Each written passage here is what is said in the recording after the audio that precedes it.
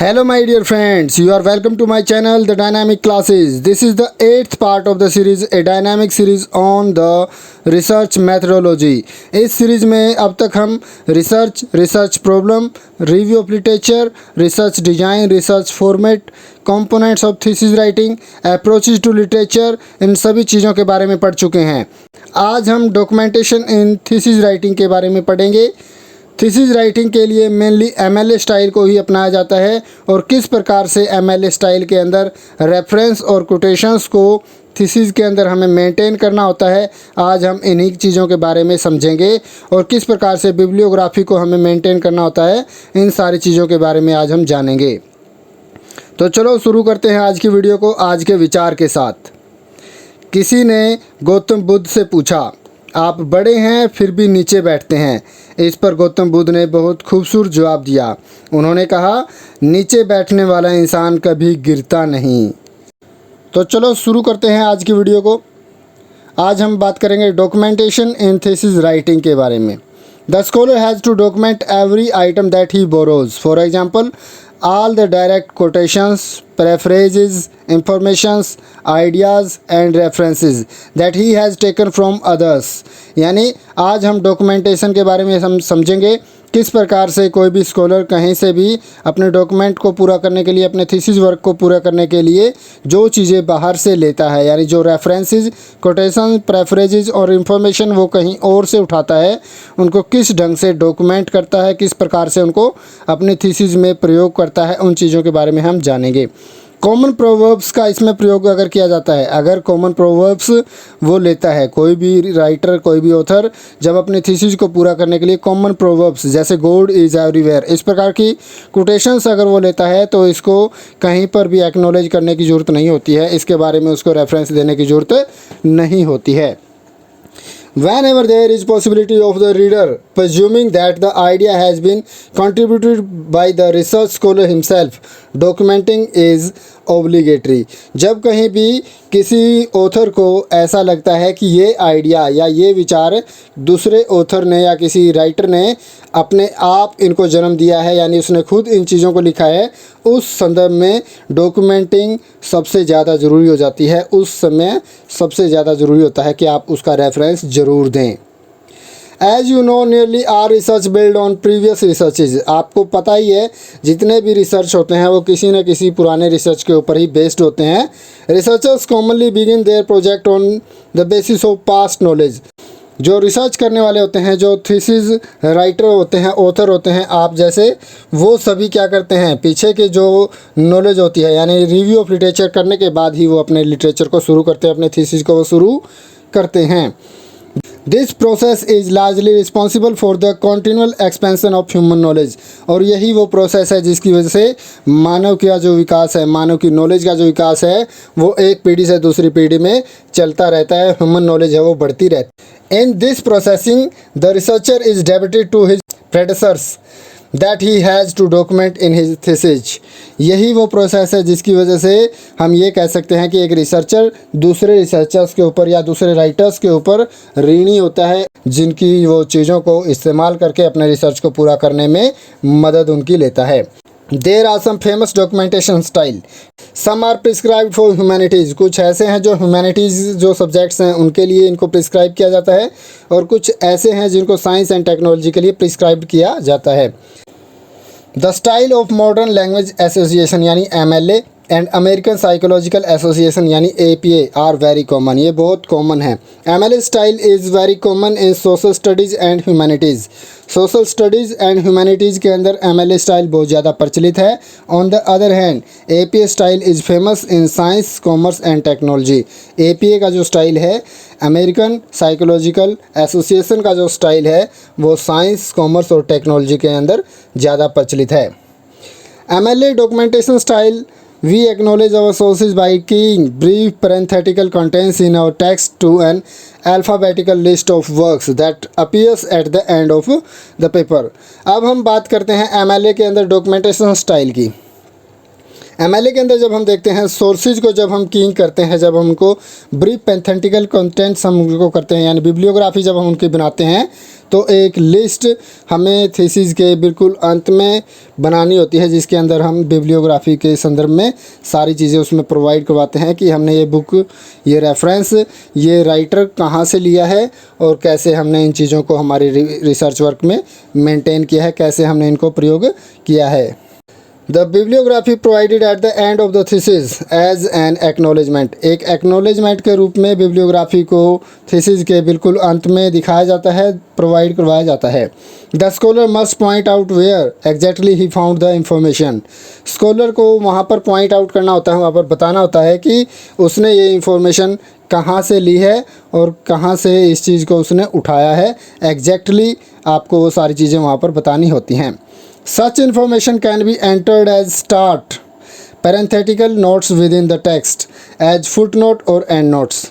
और इस प्रकार की इन्फॉर्मेशंस ना सिर्फ आप बिब्लियोग्राफी में देते हैं बल्कि जब आप कहीं रेफरेंस लेते हैं वहाँ पर भी आप फुटनोट और एंड नोट के रूप में आप इन चीज़ों को ले सकते हैं। वहाँ पर भी आप मेंशन कर सकते हैं कि आपने ये चीज़ें कहाँ से उठाई हैं, ये प्रेफरेंस या ये रेफरेंस आपने किस राइटर का, किस बुक से आपने ये लिया है। वहाँ पर आप विद इन योर टेक्स्ट आप उसको शो कर सकते हो, बता सकते हो। Relevant page number have to be given while quoting, paraphrasing or using a particular passage from a book. जब आप कोई कोटेशन उठाते हैं, प्रेफ्रेज उठाते हैं या कोई पर्टिकुलर पैसेज आप किसी बुक से उठाते हैं तो आपको पेज नंबर और वो जो बुक है या राइटर है उसके बारे में आपको वहीं पर बताना होता है जहाँ पर आप उस प्रेफ्रेज को अपने टेक्स्ट के अंदर प्रयोग कर रहे हैं। If the name of the author has already been used in the text, अगर आपने उस राइटर का नेम पहले ही यूज कर लिया है अपने टेक्स्ट के अंदर, the page number alone need be given, आपको सिर्फ पेज नंबर को वहाँ पर देने की ज़रूरत पड़ती है। If the author is not clearly identified in the text, the last name of the author should be added before the page number in the parenthetical reference। जब आप parenthetical reference डालते हैं यानी जब आप कोई प्रेफरेज लेते हैं, कोई पैसेज आप लेते हैं, कोई रेफरेंस कोटेशन आप लेते हैं, वहाँ पर उस राइटर की लास्ट जो उसका नेम है यानी जो उसका लास्ट नेम है, पीछे जो नाम आता है उसको लिख के आप पेज नंबर उस बुक का डाल सकते हैं। In the MLA style, the abbreviation of P, double P and word page or pages have no place in the end of the parenthesis।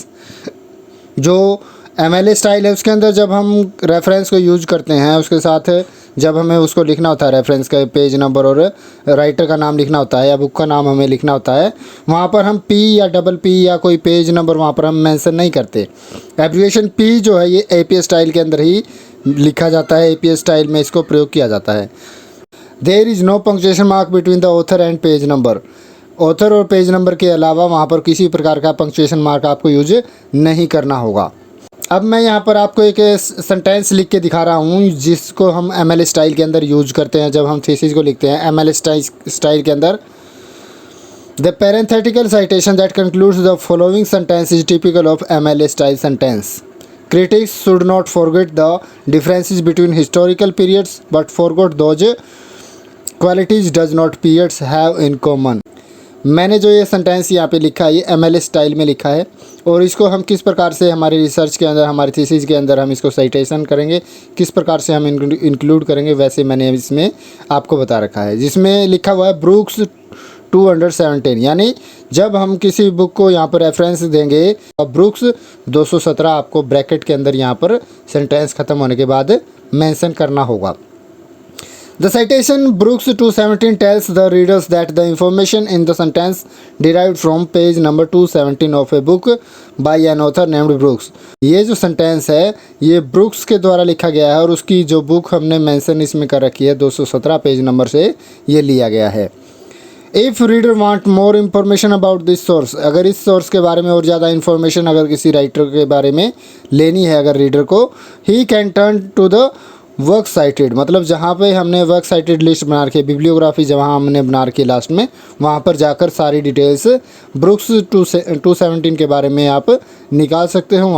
Brooks Cleanth, well wrought urn and the tradition, Chapel Hill, University of North Carolina, P 1939 print. ये चीज़ वहाँ पे आपको लिखी हुई मिलेगी, जहाँ पर आप इस रेफरेंस को ढूंढने के लिए पीछे बिब्लियोग्राफी को देखने के लिए जाएंगे। उसके बाद बात आती है दिस एंट्री स्टेटेड दैट, ये जो एंट्री है हमने अभी जो देखी है, जो लास्ट में लिखी हुई थी, दिस एंट्री स्टेट्स दैट, ये बताती है that the work is written by Cleanth Brooks, Cleanth Brooks के द्वारा इसको लिखा गया है। And its title is the well wrought urn and the tradition, इस बुक का टाइटल है, जो उसका टाइटल का नाम है well wrought urn and the tradition. The remaining information relates in shorten form, जो बाकी की इंफॉर्मेशन है वो शॉर्टन मतलब थोड़े थोड़े शब्दों में उनको लिखा गया है। That the work was produced in Chapel Hill by the University of North Carolina, मतलब ये जो वर्क है इसको चैपल हिल जो प्रिंटिंग प्रेस है वहाँ पर इसको प्रेजेंट किया गया था, वहाँ पर इसको शो किया गया था। और ये किसके द्वारा प्रेजेंट किया गया था? यूनिवर्सिटी ऑफ नॉर्थ कैरोलिना के द्वारा, प्रेस के द्वारा 1939 में इसको वहाँ पर प्रेजेंट किया गया था। और ये जब पब्लिश हुआ था, इसको प्रिंट पब्लिकेशन में वहाँ पर पब्लिश किया गया था। Citation in MLA style contains only enough information to enable readers to find the source in the works cited list. MLA style के अंदर आपको वही सारी चीज़ें इन्फॉर्मेशन वहाँ पर मिलती है जो आपको सिर्फ ये बताती है कि आप इस वर्क को किस प्रकार से साइट कर सकते हैं, किस प्रकार से आप इन चीज़ों को यूज करके उस साइटेशन का पता लगा सकते हैं जहाँ से इनको ब्रोट किया गया है, जहाँ से इनको लिया गया है। If more than one work is cited in the list, अगर एक ही राइटर के एक से ज़्यादा वर्क्स हमें साइट करने हो अगर रेफरेंस के अंदर, तो हमें वहाँ पर थोड़ा सा चेंज करना पड़ेगा। The list of work cited the title is given, जहाँ हमारा ये जो पैरा था वहाँ पे हम क्या करेंगे? ब्रुक्स वेल 217, अगर एक से ज़्यादा बुक्स हमने वहाँ पे ब्रुक्स की ले रखी हैं तो वहाँ पर हमें इस प्रकार से हमारा टाइटल वहाँ पर देना पड़ेगा। ऐसे हमें इसको रेफरेंस को लेना पड़ेगा, ब्रुक्स कॉमा वेल 270।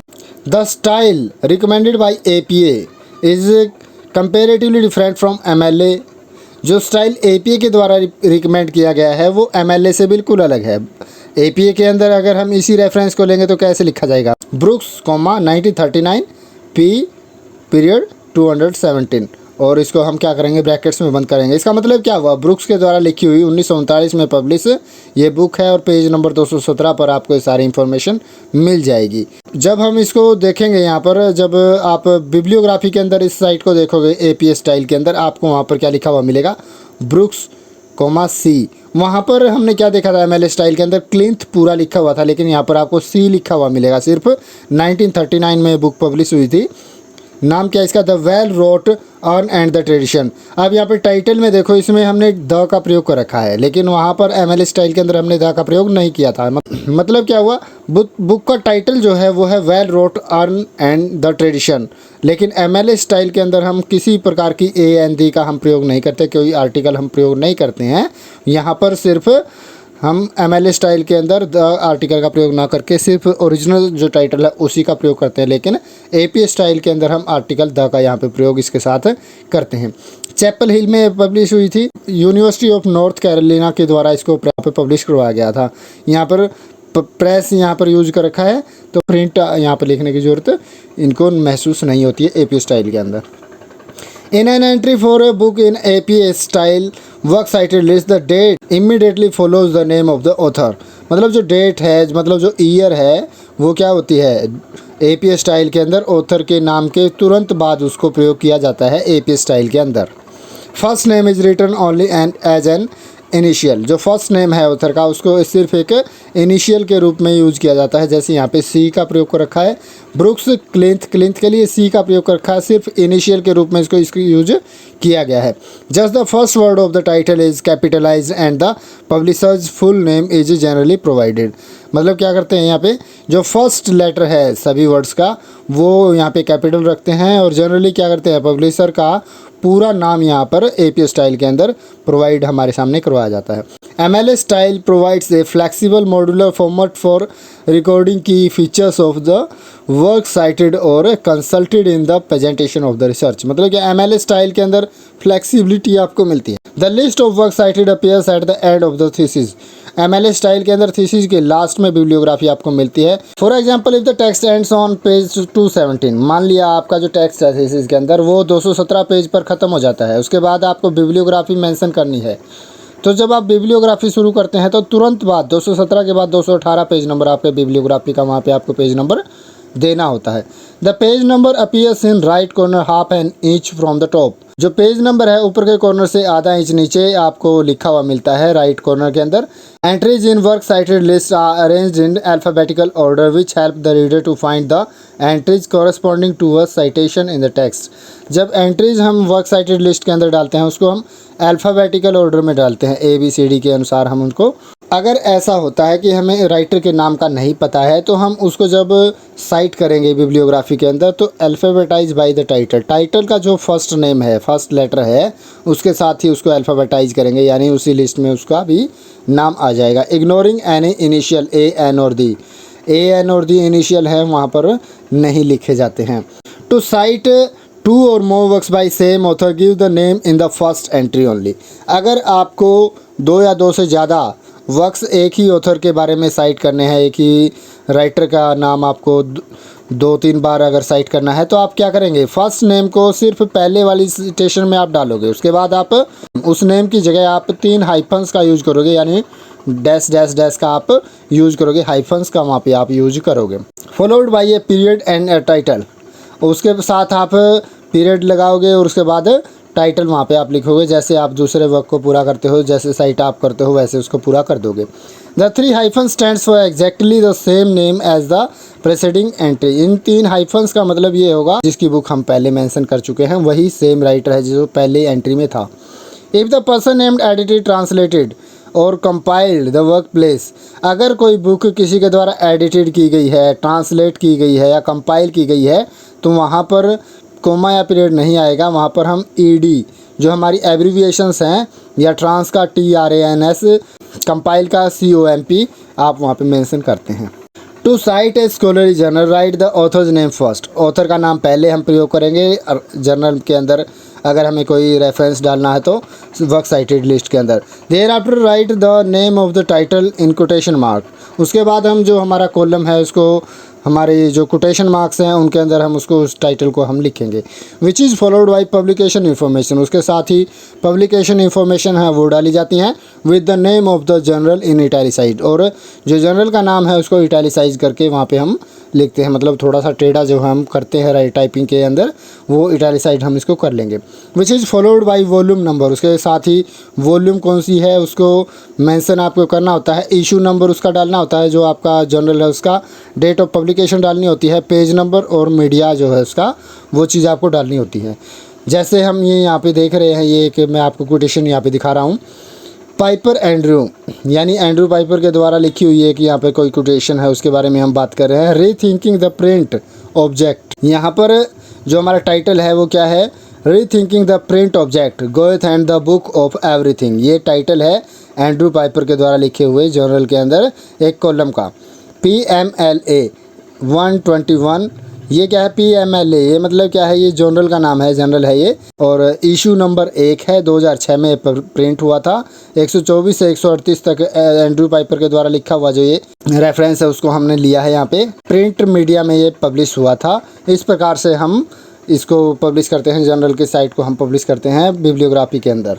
तो आज हमने जाना है डॉक्यूमेंटेशन को, मतलब हम किस प्रकार से एक थीसिस के अंदर हमारी बिब्लियोग्राफी बनाने के लिए हम डॉक्यूमेंटेशन करते हैं, कैसे हम वर्क्स को साइट करते हैं, कैसे हम प्रेफरेजेस को लिखते हैं, कैसे एक राइटर की बुक को हम मेंशन करते हैं बिब्लियोग्राफी के अंदर। एक के द्वारा ही अगर 2 बुक्स हैं उनको मेंशन किया जाता है तो कैसे किया जाता है, और जनरल को हम किस प्रकार से साइट करते हैं, इन चीज़ों के बारे में हमने जाना है। और AP स्टाइल में और MLA स्टाइल में क्या फ़र्क है उसके बारे में हमने थोड़ा सा यहाँ पे जाना है। तो आज के लिए इतना ही।